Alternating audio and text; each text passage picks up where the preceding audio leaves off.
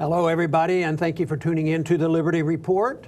With me today is Daniel McAdams, and it's good to see you, Daniel. Good morning, Dr. Paul. Good. I'd like to visit with you a little bit about a subject which is a very important subject, but sometimes people forget about it, and that has to do with the corrupt ethical standards that occurred under the Bush administration and the condoning of a torture program. And getting to the bottom of this has been difficult. There was one Senate report that came out, and they redacted a lot, but the one conclusion they came to there didn't do any good. But then James Risen, wrote a book at any price, pay any price, and he talks about this subject, and he's kept this subject alive. And because of that, the American Psychological Association, which he indicated were probably co-partners with the CIA in carrying out these torture programs.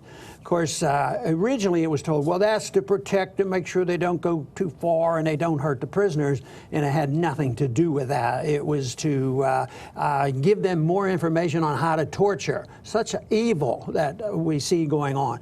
So they asked for this special report. They hired somebody to do it. It's the American Psychological Association report, which is the group under the gun. But now this report came out, 542 pages.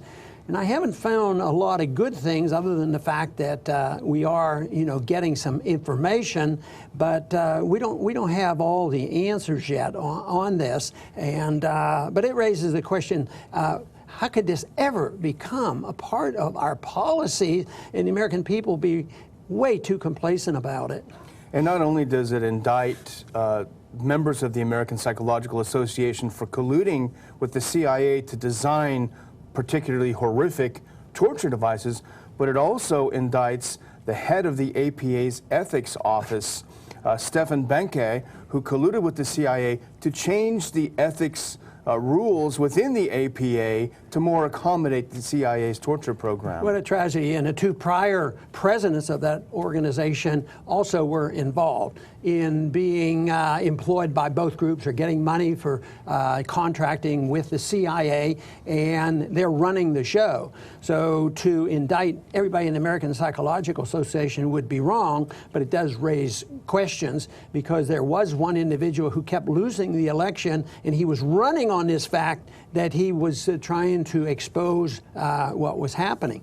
But the big question is, how do they rally the troops? How did these dictators do it? How did the German people go along, with Hitler's rise to power and all? And it's the same thing. It's propaganda and fear. And for 60 years, the issue of torture was held under relatively good wraps. It was international laws and understanding, probably still went on, but it was nothing like this. 9/11 changed everything. That means civil liberties no longer mattered. And it was very easy for the president to use this. He said that we have to do this for national security reasons. We're about to be attacked, and we have to find out this. And then they put pressure on the medical profession to go along, and the CIA will do this, and they get involved in these torture programs. This to me is a real tragedy that this has happened, and yet I'm just concerned that it may still be going on. Well, Dr. Paul, in a previous life, you spent a lot of years as a doctor, and you take an ethics oath, to heal and to do no harm. This must strike kind of personally at you. It does, and fortunately, this does not represent most of the doctors and most of the ones I've dealt with, but it's still a serious crime on what is going on. But there's a lack of understanding about ethics in medicine from the time of Hippocrates. The Hippocratic Oath, for instance, said that doctors shouldn't do abortions. So we quit saying the Hippocratic Oath. As a matter of fact, when I graduated, they weren't saying the Hippocratic Oath. But they restored the Hippocratic Oath about not doing certain things. They changed the words. Then they said, well, just don't do anything illegal.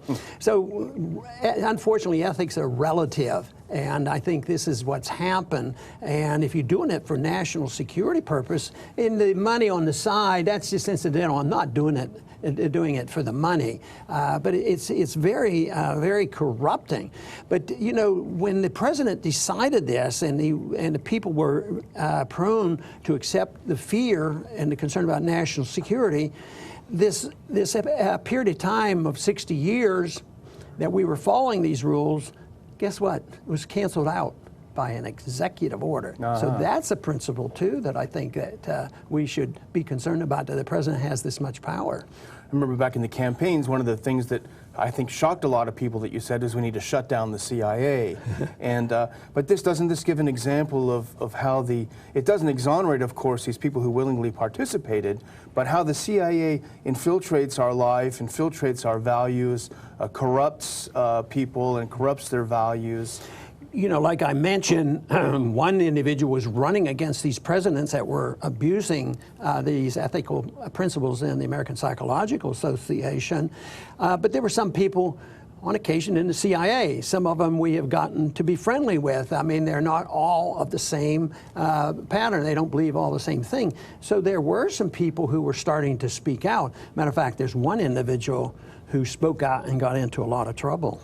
John Kiriakou, you know, the person who exposed torture, is the only one who went to jail for it. Yeah, the people who broke the law didn't go to jail. And he's a father of 5, and he was sentenced to 36 months in prison. No, I guess it was 2.5 years, 30 months. And he is out of prison right now. But he's very adamant. He said that he would do it all over again. He felt very strongly about it. But once again, don't we have laws to protect the whistleblowers? Not when they threaten the state. Yeah, that's the problem. I wonder if, I don't need to wonder. I imagine that you would agree that Edward Snowden will not be protected by the whistleblowers laws. He should especially be careful of any offers to come home, and we'll work out a deal later. Yeah, and then you have to guess which side would be the worst, the Republican side or the Democrat side. So it's too often, if people can be taught to be fearful, they go along with too much and they accept it, and they don't see what's going on as people. But this thing that the Senate report, which someday maybe we'll get the full report, said it didn't do any good. Yeah. You know, they didn't get any useful information. And a lot of them were totally innocent. A lot of them were teenagers, and they did not have due process. And if you say something like that, it's not a very popular thing to say. It's also very sad as society, as patriotic people like we both are, to see that the doctors, psychologists would put the duty to the state above the duty to their patients. Yeah, and you know, maybe you could expand that too. What about the responsibility of an industrialist to not be a lobbyist, to build weapons and spend all that time? And you have to be a fairly efficient, smart person to run a large factory and a manufacturing plant to build fancy, very complicated weapons. But they spend all their time and their energy doing this. But they must put blinders on and convince themselves, I'm doing the Lord's work. No. You know, because if we didn't do this, we'd be attacked tomorrow, which is just not true. You know, and when we've talked about how much more money we spend than everybody else put together. So that is hardly the case, and that'll continue to be the same thing. I want to thank everybody for tuning in. And this issue of why wasn't this stopped a lot sooner? Why was it permitted that these doctors in the Psychological Association got together with the CIA and they were responsible for the ethics of those organizations, and they colluded with the government, and they got money under the table and got contracts? It's really pretty bad.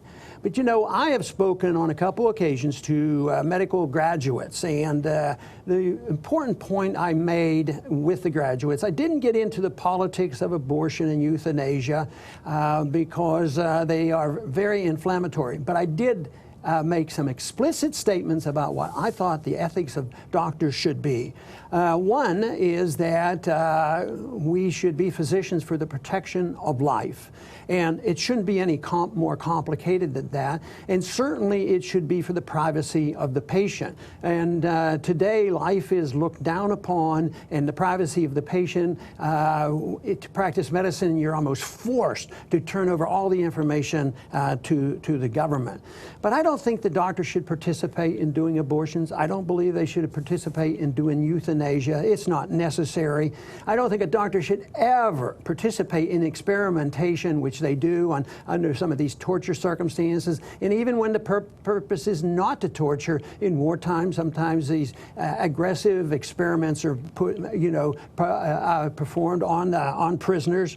And certainly never participate in torture. Never participate in carrying out the death penalty. Why should a physician be trained and say, I'm an expert, I'm going to say, how's the quickest way to kill somebody, and I'll tell you when he's dead. They should stay away from that. And we should also think about why should the medical profession be so entwined with the drug companies. Too many of them make money on the side because they promote certain things and certain instruments. I think that's wrong and unethical. And also, if you truly want to be ethical and have a goal, the preservation of life, they should certainly be against anti-war, in particular, very much opposed to preventive war, which is a scam and something that we should never endorse. I want to thank everybody for tuning in today to the Liberty Report, and please come back soon.